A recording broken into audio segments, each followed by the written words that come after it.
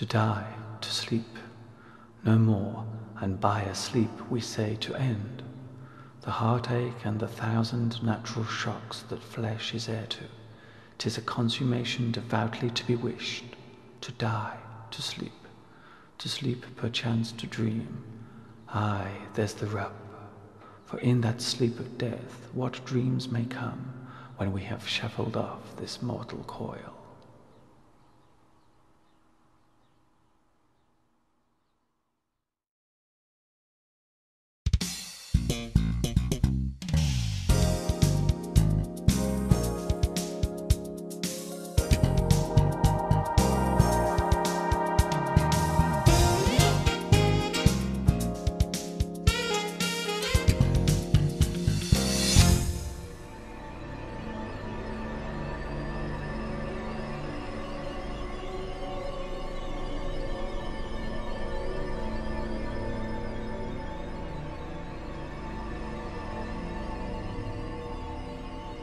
Hi everybody, this is Mr. Duncan in England. How are you today? Are you okay? I hope so. Are you happy? I hope so. In today's lesson, we're going to talk about a subject which is, for many people, very hard to accept. Death.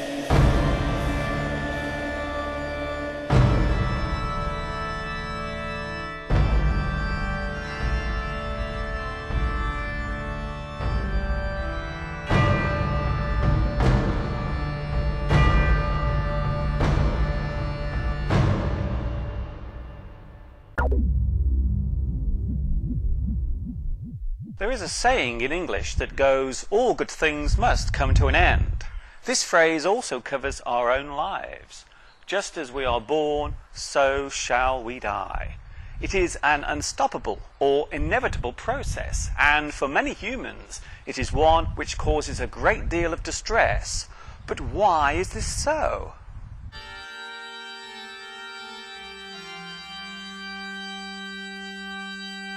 Humans are very special. You and I have a unique ability of knowing that we are alive. We are self-aware. Our conscience tells us this during every waking moment. Right now, I know that I'm standing in a churchyard, surrounded by tombstones and graves. I'm aware of this, and I know it's happening. Humans are sentient beings. We learn more than just our basic instincts. We gather knowledge, and we are able to feel a wide range of emotions, such as happiness, sadness, loneliness, and fear. As we discussed in an earlier lesson, fear is a very strong emotion, and it can control many parts of our existence. We tend to be afraid of things that cannot be fully understood. Our fear of the unknown is probably the strongest of all our phobias.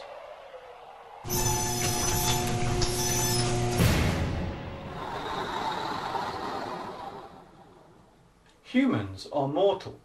We only have a certain amount of time in this world. The word mortal comes from the Latin word mortalis, which literally means to die. You see this word used in mortuary, a place where dead bodies are kept. Mortality, the event of death, or death on a large scale. The mortality rate from the flood is 20,000.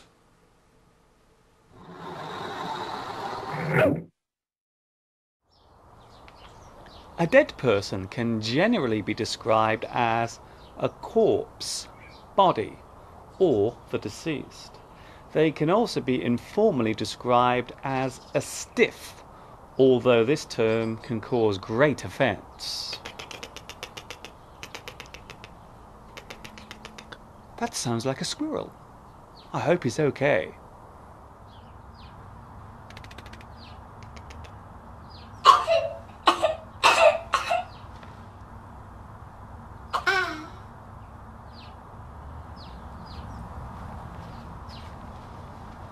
After any animal dies, it will begin to rot or decompose.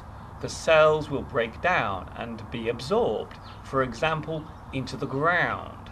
Humans are organic. We are made of living material. So once we die, so do all the cells which make up our whole body.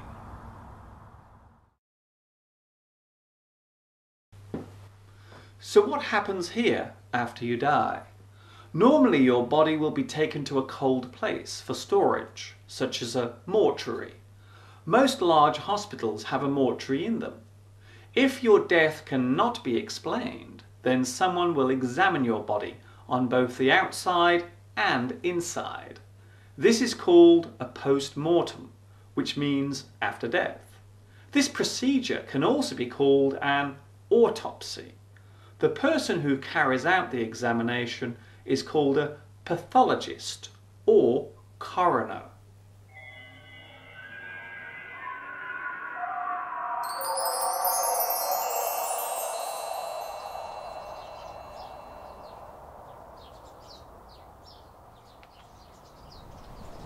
The ceremony following a person's death is called a funeral.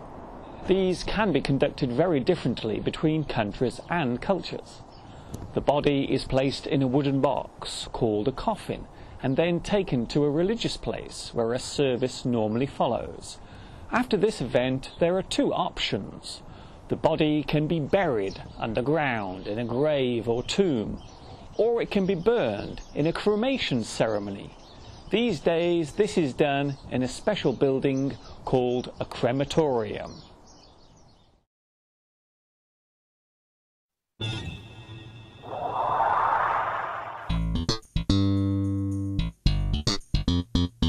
Do you ever think about dying?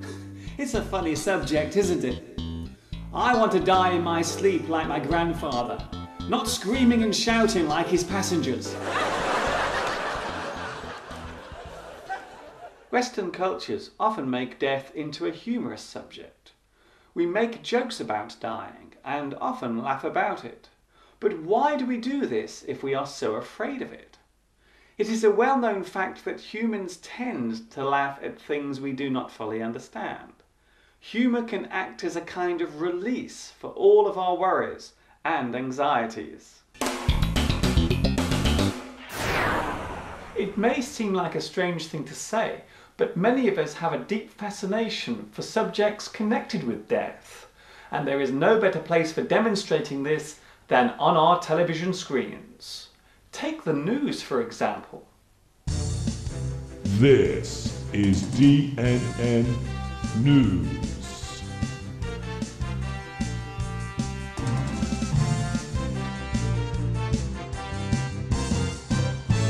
Coming up tonight, man dies after terrible accident. We have exclusive video pictures of when it actually happened. These images will upset you, so be sure to stay tuned. Also coming up, woman dies after terrible accident. We also have pictures and many descriptions of the moment it happened, right here for your curiosity and viewing pleasure. Don't go away.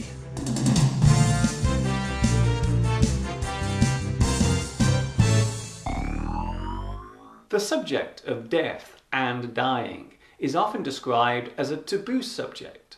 The word taboo means something that must never be openly discussed, or a topic which makes people feel uncomfortable when talking about it. It may seem strange to some people, but there are situations where a person wants to die. They wish to end their life. We describe this person as suicidal. They may try to kill themselves.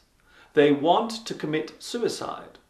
Taking your own life is illegal in some countries, while others allow it for certain situations. For example, if a person is dying from a fatal or terminal illness.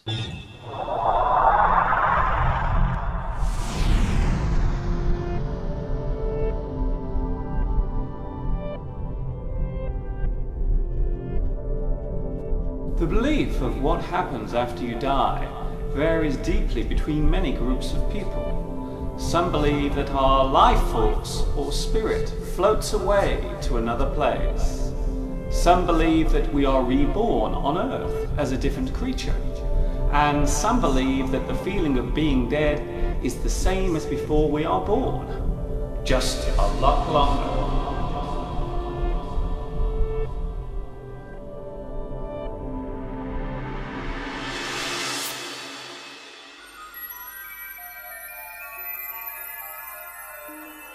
Is it possible to be dead but still alive? Well, the answer to that question is yes. After a person dies, they will usually be pronounced legally dead. This means that they have no chance of being brought back to life or resuscitated. However, in other situations, the heart can continue beating after the brain has stopped functioning. This is classed as brain death. Sadly, there is no chance of the person ever recovering. This often occurs when a person is being kept alive on a machine, such as a ventilator. A person can also be classed as clinically dead.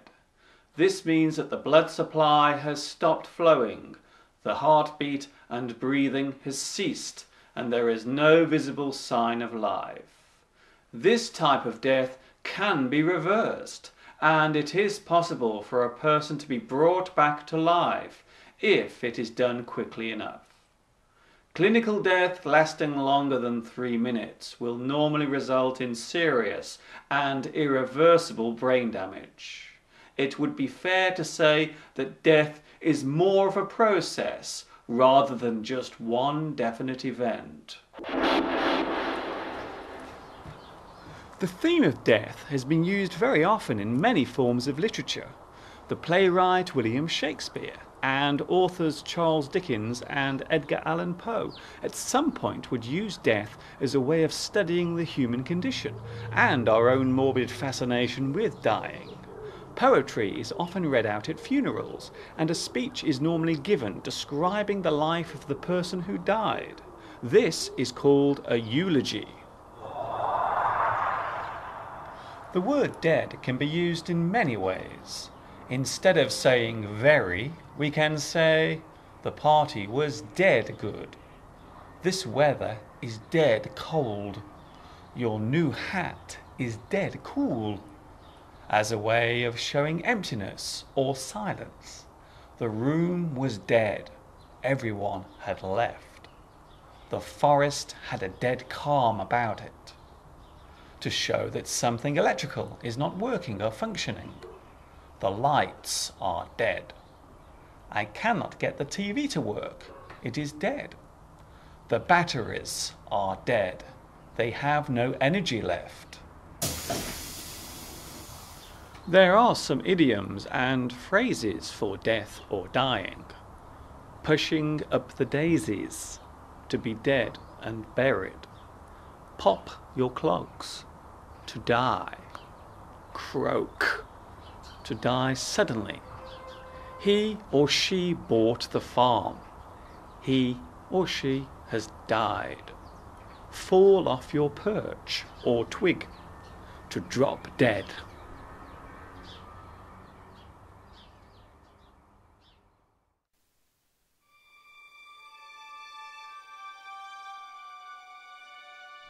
It is a fact of life that one day I will be dead, and so will you. There is nothing we can do to stop this. However, we can make the most of our time on this earth. Doing something useful with our time here can help others, and it also gives us a sense of purpose and our life some meaning. You only live once. This is not a rehearsal. Life is like a big performance, and once the curtain has come down on it, there will be no encore.